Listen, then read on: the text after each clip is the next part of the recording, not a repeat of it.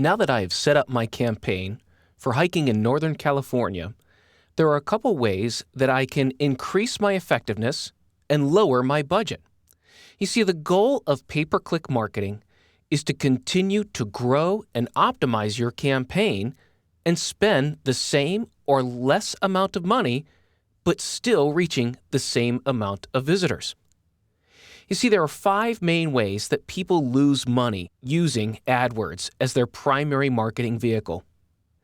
The first way that people lose money is that they measure the wrong things. It's very easy to do because even looking at the AdWords interface, when you look at your campaign and how the campaign is doing, immediately what shows is the number of clicks, impressions, and your click-through rate. And so immediately people's attention are focused on clicks and impressions rather than sales and how much money they are making and the profit from that sales.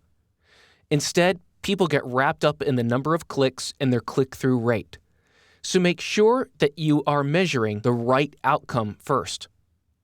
The second way that people lose money is not having a consistent theme from the keywords that they are bidding on, the ad that they've written, and then the content of the landing page.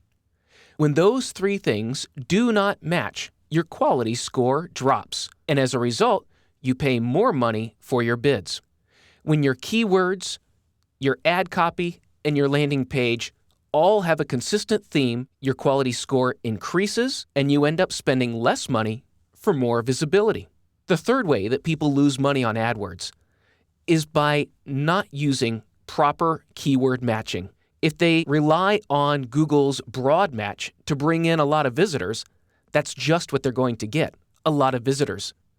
Utilizing exact match, phrase match, and negative match keywords enable you to go after your audience with a pinpoint target of who you want to reach and the words that they use. Utilizing those keyword matching tools enable you to get more out of your budget. The fourth way that people lose money on AdWords is, again, when you're not looking at the right outcome, which is your cost of doing business, your cost of the campaign, and how much money you've made with the campaign, you tend to leave your bidding strategy unmanaged. And this is where you need to watch and see which keywords are delivering the most profitable sales, which keywords are delivering a lot of visitors, but no sales, and ultimately no profit to you as a business. You need to keep a close eye because if you don't, you are spending money every day to keep your campaign alive, but you want to be sure that you are bidding on the right terms and that you're spending the right amount of money to get the results that you need. The fifth way that people lose money is that they consider pay-per-click marketing to be a set-it-and-forget-it proposition, meaning they set up their campaign and they never come back and check on it. They never make the necessary changes to improve the campaign. There are a number of ways that you can constantly improve the effectiveness of your marketing. A few are simply getting into the settings. We're in the Campaigns tool. We've set up our campaign, and one of the things we can do to get more from our budget is to get into the settings. And one way that we can look at settings is by location. Right now, my bidding for the keywords of Northern California hiking are open to anyone in the United States. However, from my keyword research, I saw that nearly 100% of the people searching for Northern California hiking keywords were from California. So what I'm going to do is go into my locations, and I'm going to go to the advanced search because I want to target people in California.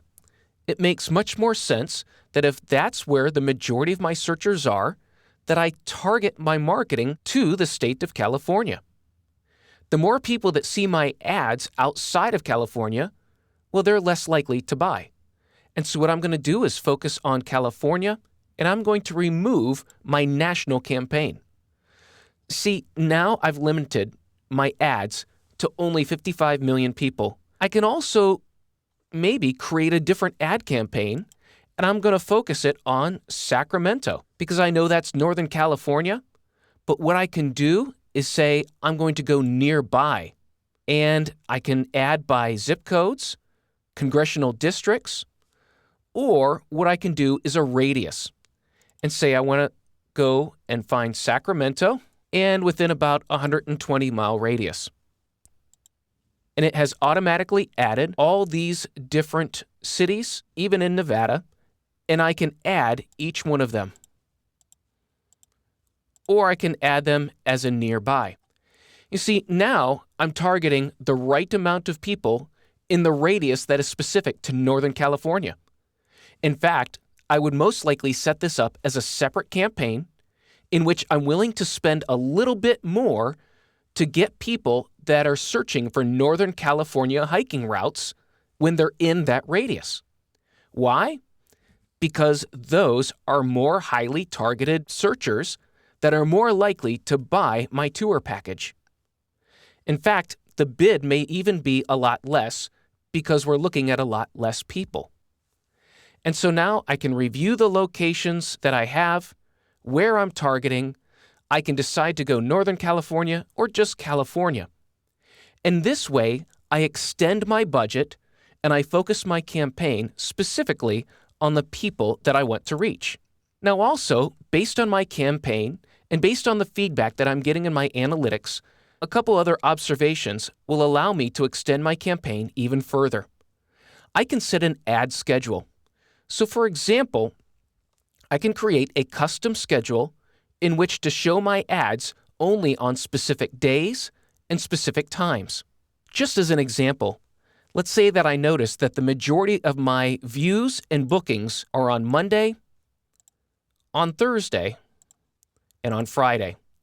This is not uncommon, and this is one of those things where you have to ask yourself, now why would that take place? My reasoning for this is that after a weekend, maybe people are planning something for next weekend, and I want to get those people that are thinking about this as soon as they get to work on Monday morning because it's fresh in their mind. And of course, going to work on Monday morning is the easiest time to get someone who's daydreaming about what they want to do outside of work.